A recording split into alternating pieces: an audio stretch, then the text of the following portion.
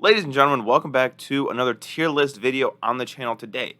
Much to my surprise, you guys absolutely killed the last video I did. It's sitting at about 3,000 views, which is awesome. I thought, tier lists kind of went out of style, but similarly to mullets, I think that they're coming back, and they're coming back with a vengeance. And I'm all for it. So I'm going to hit you guys with another tier list video. Honestly, I might just keep continuing these tier list videos until you guys stop liking them. And today we're going to do another hot topic of discussion, and that's going to be the quarterbacks.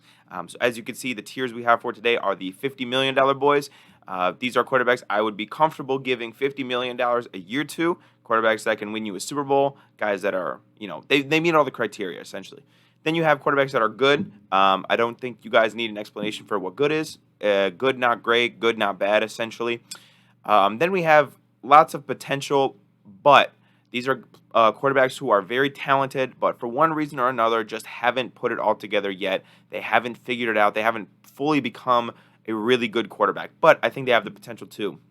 Next, we have backups. These are guys who either are actually backups or play at the caliber of backup. Not necessarily guys you want starting many games for your team. And then we have garbage, aka garbage, as I like to say. And then I have get the fuck off my team. Simply put, these quarterbacks should not be on my field, and if they ever were, I might destroy my TV. And then in my final category, I have rookies/IDK. I will say, preface at the beginning of the video, I am going to be putting every rookie into rookie/I don't know, and a few other guys, which I will explain there. I got a comment in my last video talking about Jonathan Gannon and how it wasn't fair that I put him in trash even though he hadn't coached a game. And even though I don't have a good feeling about Jonathan Gannon, I still agree with that logic. I have to stay consistent with what I was thinking. So every rookie is going to be in the bottom tier, and then some other quarterbacks will be in that bottom tier based on like the IDK ideology, right? But getting into it, just one last thing. I'm not going to go in depth on every single quarterback. Some of them are self-explanatory. I don't need to kind of go into. I'm not gonna bite your ear off talking about every backup quarterback and why they're in backup. I get it. I tend to ramble a little bit. Just kidding. Never. I never ramble. What are you talking about?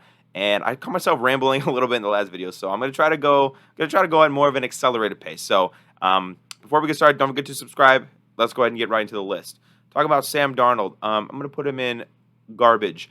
Sam Darnold has not been good on the Jets. He's not been good on the Panthers, and I don't think he's going to do much better on the 49ers. This guy was a third overall pick. He was a bust, and he simply is just not a good quarterback. I'm sorry. I have zero faith in Sam Darnold. He is a turnover machine, and his good traits don't outweigh his numerous bad traits.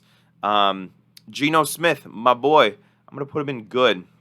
Now, if he can continue the level of play that he was at last season, maybe he can go up into the $50 million boys. Right now, he's a $35 million boy, and I think Geno Smith at good is the perfect place for him. He's better than a backup, and he's not quite at the tier 1 of quarterbacks. I think good is a very nice tier for Geno Smith.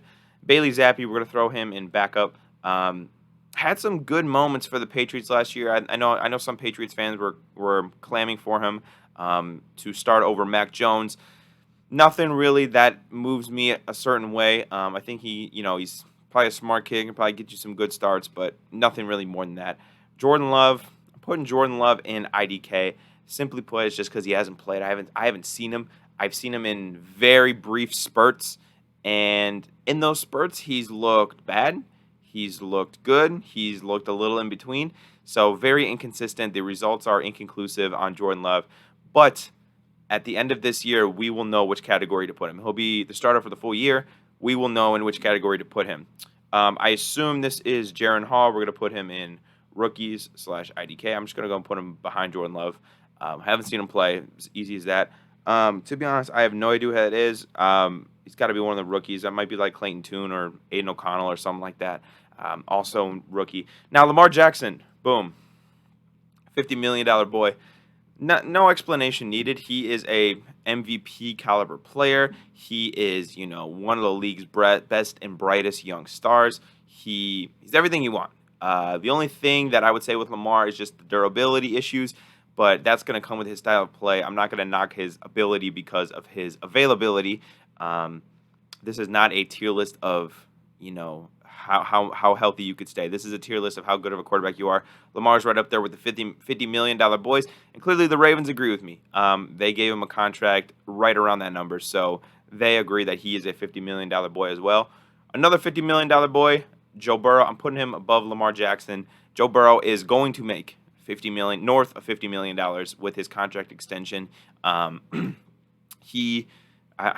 I need to explain? Joe Burrow is one of the best quarterbacks in the NFL. I mean, I don't really think that this is a hot take. There's some guys that are on the fence. He is not. I think he's a top 3 quarterback in the NFL, and he deserves to be in $50 million boys. C.J. Stroud, rookie. I'm putting him right there. I think C.J. Stroud is going to be good, but he's a rookie. Brock Purdy. Ooh, y'all gonna not like me for this one. I'm putting Brock Purdy in backup. I don't think Brock Purdy is very good. I think Brock Purdy benefits a lot from the stacked 49ers offense, the coaching of Kyle Shanahan. I don't think that he has many elite traits or abilities. I think his processing is good and his quick decision-making is good, but his accuracy at times last year was wonky. He doesn't have a really strong arm and probably won't, for sure after this elbow surgery he had. He's not athletic. He can move a little bit, but he's not the type of athlete that a lot of these quarterbacks are. He's small build. Brock Purdy to me is really overhyped right now, and I don't have a lot of faith in him. I think he is a solid backup, and he was the 3rd string last year, and he came in and he did his job, and he did his job well. Good for him, but I'm not ready to put him in the upper echelons of quarterbacks just yet. I'm gonna hold. Taysom Hill. This motherfucker is a tight end. Why is he on this list? Get the fuck off my team. Matthew Stafford. Ooh. Matthew Stafford he's good. He's good. Yeah. I think that his play is going to start declining a little bit. But, Matthew Stafford, the last time we saw him healthy for the full year, he won the Super Bowl. So, to a certain degree, you have to put him in good. But I do think he's declining, and those injuries are catching up to him a little bit. Mac Jones, I'm going to put Mac Jones in garbage. Now, you'll notice I have Bailey Zappi ahead of Mac Jones. And that's not necessarily me saying that I think Bailey Zappi is better. I think that Bailey Zappi is – how do I explain this?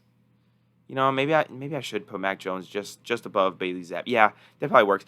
Mac Jones is probably a little bit better than Bailey Zappi, but – I don't love Mac Jones as a starter. I think Mac Jones could be like a really solid backup on a team with a good quarterback. I think, and the Patriots might not move on from him anytime soon, but if he was on the Dolphins to back up Tua, I think that would be really nice. I think he could back up like Justin Herbert, he would be a solid backup. He's a guy that could win you, a few games if your quarterback has to miss like a month or two. But I don't see him as a full-time starter, unfortunately. Now with Bill O'Brien, things could change, but that's just how it is right now. Trevor Lawrence, he's a $50 million boy. He's going to get that when his contract extension talks heat up. I'm sure, really had a breakout year this year with Doug Peterson. They're hoping that relationship can continue to cultivate and lead to more playoff wins. Trevor Lawrence he's great. He's great. Mike White is a backup. Let's just call it like it is. I know the legend of 3-game sample size, Mike White is the best quarterback in the NFL. And that I understand, but for the other, 14 games of the year, he is pedestrian, and he is Mike White. Sam Howell, I'm putting Sam Howell on IDK. I just didn't see enough from him last year. He played that one game against the Cowboys, and it was nice. But I'm not about to decide a ranking for him based off of one game against the Cowboys, who really didn't have much to play for in that game. Let's be honest. So I'm going to put him in IDK. I think he'll get a shot next year to start at quarterback for the Commanders, and then we'll see where that goes. Cooper Rush, he's garbage. Let's be real. We could put him in backup behind Mike White, but low key, he's not good. He's really not good. Teddy Bridgewater, I don't even know if he's on a team right now, but I'm gonna put him in garbage ahead of Sam Darnold. No offense to Teddy Bridgewater. No offense, you know what I mean? It's just, it ain't personal, bro. I love you. It ain't personal. Will Levis, rookie, automatically IDK. By the way, the order for the other tier list matters, where I have them. The runs for rookie and IDK, I'm just throwing them in there. The order doesn't necessarily matter. Justin Fields is the prime example of lots of potential, but Justin Fields has loads of potential. And I actually just made a video yesterday about how I think that he could have a big breakout year in year 3. However, that does not mean that he's there yet. He might have a strong arm. He might have super fast legs, athletic body, and I think a lot of those things, that he has are very, very rare. However, it doesn't mean that he's a good quarterback. And as of this minute, he has not been a consistently good quarterback in the NFL. Now, again, can that change? I think so, but he has lots of potential. But let's just say that. Josh Allen, let's not fool ourselves, $50 million boy. Yes, I'm putting him behind Joe Burrow on purpose. I think Joe Burrow is more consistently good. Josh Allen is more occasionally great, I think, but Joe Burrow is more consistently good. Josh Allen, the Bills have been disappointing relative to their standards for the last couple of years, and he has been turnover happy ever since Brian Daboll left. So needs to fix some of those things, but still Josh Allen. He's still one of the best quarterbacks in the NFL. He's big, he's strong, he's fast, he can throw, he can make every throw on the field. And the Bills have been legit Super Bowl contenders since 2020 because of him. Let's just call it like it is. Jacoby Brissett, he's a decent backup. I'm gonna put him above. I'm gonna put him like right next to Purdy. I think he actually played better last year for the Browns than Deshaun Watson did. So I think he's definitely a decent backup. But I'm not gonna like want him to start a whole bunch of games or nothing. Like, don't go crazy. Daniel Jones. I think he's got potential. I think that I'm putting him behind Fields, but I think he's got potential. He showed a lot of his potential last year with Brian Daboll. He really cut down the turnovers. He was able to utilize his legs way more efficiently, and the Giants benefited because of it. They get him some more receivers. They're going to get him Jalen Hyatt. They got him in the draft. They got him Darren Waller in a trade. So I think Daniel Jones has potential to be better. And he hasn't shown yet this year that he can be consistently great. He had one good year. But if he can string a couple good years together, I think that he could go into the good category. But as of right now, I'm not as big of a Danny Dimes believer as a lot of my friends are. My friends try to talk me into it, and I just don't see the vision. But I see the potential. But he's not there yet, in my opinion. Kenny Pickett, I'm going to put Kenny Pickett in lots of potential as well. The but for Kenny Pickett is that he was a rookie last year, and that nobody's going to be really good off the gate pretty much. Kenny Pickett had some good moments last year. I remember the game against the Raiders, the game winner to Najee Harris. That was awesome, and it seemed like as the year went on, the Steelers' offense got better and better.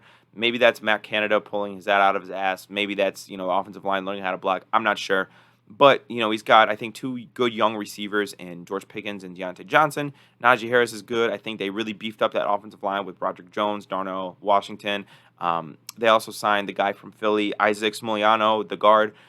His offensive line is going to be way better. The blocking is going to be way better. I'm guessing the running game is going to be better. Pickens and Deontay Johnson will have another year.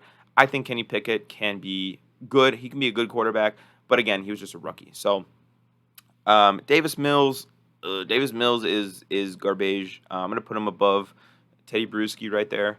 Yeah, it's Davis Mills. Let's not go crazy. There's a reason the Texans have sucked ass for the last couple of years.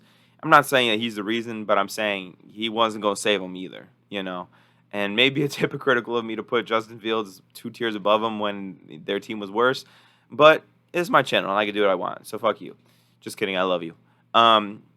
Gardner Minshew, if I had a tier above $50 million boys that said $100 million boys, I would give it to Gardner Minshew just for the pure vibes. But until then, I'm going to put him in backup. I'm going to put him next to Purdy. Gardner Minshew, he did lose, I think, 2 of the games that he started last year for the Eagles. So that kind of sucks. But I think throughout his career, he's proven that he's a capable backup. And he's a guy, who's going to be good in the quarterback room, good everything like that. I think the part of the problem, the fit in Philly never really made sense to me because the offense is so opposite of what he does well. He doesn't move around well like Jalen Hurts does. And so the Eagles, I think, corrected their mistake this year by signing Marcus Mariota, a guy who does move around really well and can, probably run a lot of the same stuff if Jalen Hurts is out for whatever reason. Gardner Minshew is really not going to be run and read option. He's not going to be doing none of that. But I still think he's solid, and he's a guy that you could start a couple games. Matt Ryan, I'm gonna put him in get the fuck off my team because he retired, so he literally got the fuck off my team. Ryan Tannehill, also gonna put in get the fuck off my team. I think Ryan Tannehill is booty cheeks, dog water, whatever else you want to say. he's not a good quarterback, and he's expensive. And yeah, I've never really saw the vision with Ryan Tannehill. I remember in 2019 or 2020, 2019, when they made it to the AFC Championship game, people were giving him all this praise and stuff. I never really got it, unfortunately. I'm not a Ryan Tannehill believer, and it looks like he's probably going to lose his job to Will Levis. Jimmy Garoppolo, also get your ass off my team. God, I cannot wait. I honestly cannot wait for the NFL world to see what Jimmy Garoppolo looks like without Kyle Shanahan or Bill Belichick, because that's the only two coaches he's had throughout his career. Jimmy Garoppolo is going to be disgusting in the Raiders. And I don't mean that in like a good way where like, oh, dude, like that was sick. No, he's going to be like disgusting. Like every Raiders fan is going to want to puke out their lunch watching him on 3:30 get his cheeks clapped by Patrick Mahomes and the Chiefs twice a year. I really hate Jimmy Garoppolo. I'm just going to be so frank with you guys. I think he's terrible. And the Raiders just wasted, what did he sign, a $63 million deal? The Raiders just wasted $63 million. I'm just so dead ass with you. Colt McCoy is garbage. Like, it's Colt McCoy. This isn't 2010. We're not at the University of Texas. He's garbage. Drew Lock. I love Horsecock Lock, but like, yeah, low-key, he's kind of booty dick, unfortunately. I remember when the Seahawks traded for him. He came to Seattle on the Russell Wilson trade, and I remember that, and I remember thinking he was going to be our starter. And I watched him in the preseason, and no, a few years ago I might have put him right there in lots of potential, but unfortunately, it seems that he can't correct the inconsistencies in his game, and it cost him the job in Seattle. It cost him the job in Denver. It's cost him pretty much everywhere he's gone so far. Andy Dalton's a backup. He's a whatever backup. He might start a few games. I'm gonna put him above. I'm gonna put him right there. I'm gonna put him above Mac Jones and Bailey Zappi. He might start a few games for the Panthers this year before Bryce Young steps in, but I kind of doubt that. I think Bryce Young's probably a guy that's ready week one. So, I haven't been impressed with Andy Dalton since like 2015 when he was with the Bengals. So, yeah, it's Andy Dalton. There's nothing to it. He's at this point in his career, he's at that veteran journeyman career backup role where he's gonna be mentoring young quarterbacks until he departs from the NFL. And there's not necessarily any shame in that. I would get paid that amount of money to sit on a clipboard and talk football with a rookie. That would be great, but he's just a backup. Hendon Hooker is a rookie, automatically in there. Bryce Young is a rookie, automatically in there. Tua. Okay, now we're getting to a guy that I might get some hot takes on, but I don't care. I'm putting Tua in lots of potential. Oh, if he wants, putting Tua in lots of potential, but the but for Tua is, but can he stay healthy? And I think that that's a big but, unfortunately, a bigger but than you might see on the hub. And I think that if Tua is able to string together 15, 16, hopefully even 17 games in a season, his numbers are going to be fucking ridiculous. The Dolphins were one of the best offenses with him healthy last year, and he was out for a few games with those concussions, and then, he got banged up again, and it was just a whole thing. But Tua, when he was healthy, was one of the most lethal quarterbacks in the NFL, and I think if he can continue his health and he can stay away from the concussions, the Dolphins have a quarterback that perfectly fits their scheme with Mike McDaniel, and they have a guy who can sling the rock and rack up those stats. And if you have a defense that is much improved with Vic Fangio, just saying, watch out. Jalen Hurts, putting Jalen Hurts right there. I'm going to put him above Josh Allen. I know he only has had one really good year so far. But the thing with Jalen Hurts, look back to his freshman year at Alabama. He has improved every single year. Every single year there's been an improvement. And I really doubt that stops now. I know he lost Shane Steichen, which sucks, but he still got Sirianni. He's still got loaded wide receivers. He's still got a good tight end. Still got a good offensive line. In my opinion, got a better running back room now. I think there's really no way that Jalen Hurts gets significantly worse. Maybe he drops off a little bit, but I still think he's going to play like an MVP for the majority of the year next year. He's a $50 million boy. The Eagles agree with me. And so I think that it's pretty obvious why he's in that tier. Dak Prescott, I just don't know, man. There are days where I like Dak, and there are days where I don't. I'm gonna put him. You caught me on a good day. I think I'm gonna put him above Stafford. Dak is, in my opinion, the pinnacle of good, not great, good, not bad. Dak Prescott is a good quarterback, but it's frustrating as fuck to watch him consistently come up short and never be able to rise to greatness and never be able to lead the Cowboys to the promised land, right? He's never been great. He's been good. And at a certain point, it's like, yeah, he's good, but we want somebody that's great. And I think to get far in this league, you need somebody that's great. Stafford had moments last year or 2 years ago where he was great. In the Super Bowl, he was great. Um, Dak looks really pedestrian at best in the big games. Both last year times against the 49ers, I mean, he looked very pedestrian. You could say, oh, well, that's the 49ers. But Geno Smith, he was dealing. He was dealing against the 49ers. And I don't know, man. I think Dak is a fine quarterback, but nothing special in my opinion. Matt Corral for the Panthers, probably never going to see the field, unfortunately, putting him in IDK. Russell Wilson, I still believe, I don't care what y'all say, I'm putting him above Dak. I think Russell Wilson will have a bounce back year with Sean Payton. I really do. And I think you want to apply the logic to certain guys who had one good year and they've had the rest of the years of their career be bad and say, oh, they're good. Well, then apply that to Russell Wilson in the fact that he has had every good year except for one bad year with a bad coach, is running back towards ACL. I think Russ and the Broncos got really unlucky last year. I think he'll be much better with Sean Payton.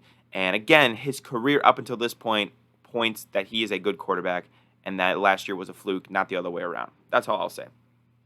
Max Duggan, never going to see the field, IDK. Malik Willis. Shit, man. I hate to do it to the kid, but I low-key probably got to put him in garbage. Malik Willis, I understand it was his rookie year. He did not look good at all. Like, he didn't even look like a professional quarterback at times. Now, am I giving up on Malik Willis? No. Are the Titans giving up on Malik Willis? Maybe. I get he was a project guy. I get it, but man, he did not look good last year. And I worry now with Will Levis coming into town and the financial commitment that the Titans have to Ryan Tannehill. Will Malik Willis ever be given the chance to succeed? I'm sure they'll trade him to a different team if they don't want him for like a 6th or a 7th round pick, and maybe he'll get a chance there, but not looking great for Malik Willis at this point. Kyler Murray, he's better than Russell Wilson, and he's better than Dak Prescott at this point. He's good. Again, I don't think Kyler is one of those upper echelon guys. He doesn't have the maturity or the leadership skills to, I think, win you a Super Bowl. But Kyler's a good quarterback. He's a great athlete. He's got a good arm. He's pretty accurate, actually. I worry about the ACL a little bit, but other than that, I mean, I have no reason to really say that Kyler Murray is a bad quarterback. Also, he's dealt with dipshit Cliff Kingsbury for his whole career, so props to him. Anthony Richardson, rookie. Stetson Bennett, old man Stetson Bennett, rookie.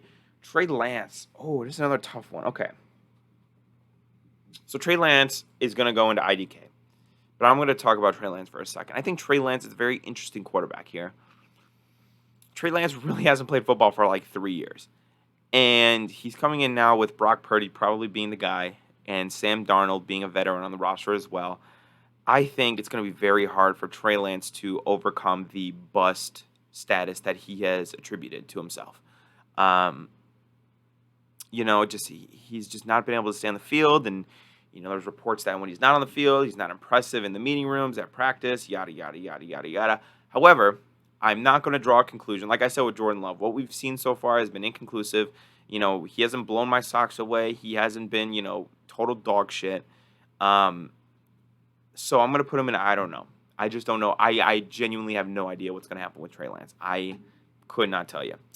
One person I do know, however, is Zach Wilson. Zach Wilson can go ahead and actually get the fuck off my team. He probably wants to head to the Single Mothers Convention down the road from MetLife Stadium, and that's totally fine, bro. But at the end of the day, I just don't want you on my team. Aaron Rodgers is going to be the guy there for probably 2 or 3 years. And by that point, I think Zach Wilson will be a free agent, and he'll move on. He'll probably sign a minimum deal somewhere if he's lucky. And Who knows? Or maybe the Jets are smart and they flip him for whatever draft compensation they can. I didn't like Zach Wilson coming out of the draft. I didn't like him in his rookie year. Definitely didn't like him last year. And with Aaron Rodgers coming in now, I don't think that he has much of a chance for the next couple of years, unfortunately. Jameis Winston. Jameis Winston is kind of trash, to be honest. He's a little too turnover happy to be a quality backup. Like, you almost want like a game manager who's just they're not gonna do nothing crazy, but they're really not gonna put the ball in harm's way. Jameis Winston will most definitely put the ball in harm's way. He will throw you every hospital pass he possibly can, for both the football and for his receivers, and he's dangerous. He's dangerous. Let's just say that. Baker Mayfield. I also think Baker Mayfield is garbage, but I think he's probably better than like Cooper Rush. At this point in his career, Baker Mayfield, he's going to start for the Buccaneers. And man, that's just not going to go well, I don't think. I really don't know how it's going to go in Tampa for Baker. I could probably sneak him up a few. I'll probably put him above Mac Jones. Yeah, that sounds about right. I'll probably put him right there. That sounds about right. That's about where I should put him. Yeah, that's just Baker Mayfield. No explanation needed. It's Patrick Mahomes. He's the best quarterback in the NFL. I don't need to explain that. Justin Herbert is also really, really good. I'm going to put him... I'm going to put him right below Trevor Lawrence. The tiebreaker was that playoff game, unfortunately.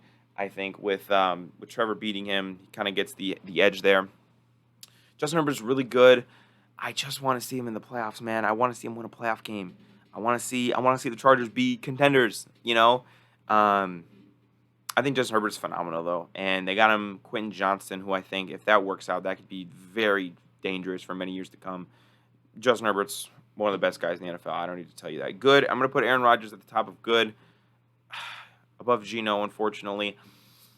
I think Aaron Rodgers is not going to be as bad as he was last year in Green Bay, but I also don't think he's going back to MVP form. I think that he is going to be one of those guys that's good, and then you have moments of like, holy shit. You know what I mean? You have those like Aaron Rodgers throws. It's like, how the fuck did he do that? He's got a really good offense, I think, with the Jets, with Breece Hall, with Garrett Wilson. He's bringing over his buddy Alan Lazard. The offensive line got better.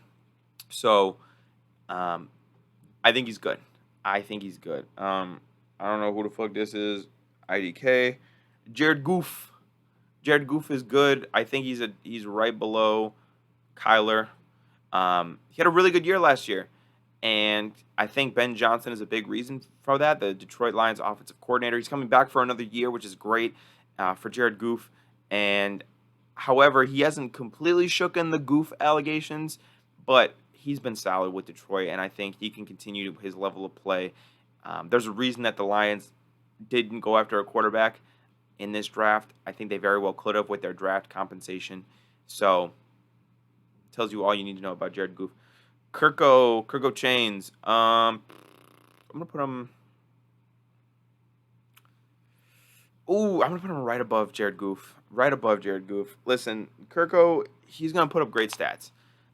Partially that's because he has a good offensive mind and one of the best wide receivers in the NFL. But the thing with him, man, is just like, damn, he just wets his pants when the bright lights come on. And it's like, I need my quarterback to have that killer instinct. I need my quarterback to get better when the pressure gets better. You know what I'm saying? They say pressure forms diamonds. Well, I don't know what the fuck is forming Kirk Cousins, but it ain't good. Now, if it is a Sunday noon o'clock game against like a borderline playoff team, Kirk Cousins going off for 7 touchdowns by the first quarter. I mean, he's legit.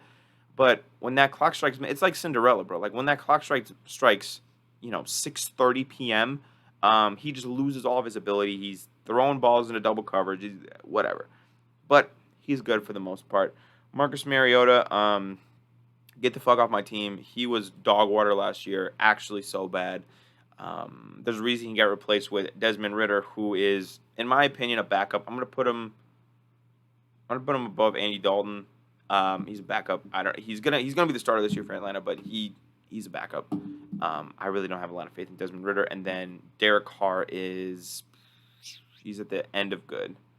The end of good. So this isn't necessarily a ranking in total of the quarterbacks.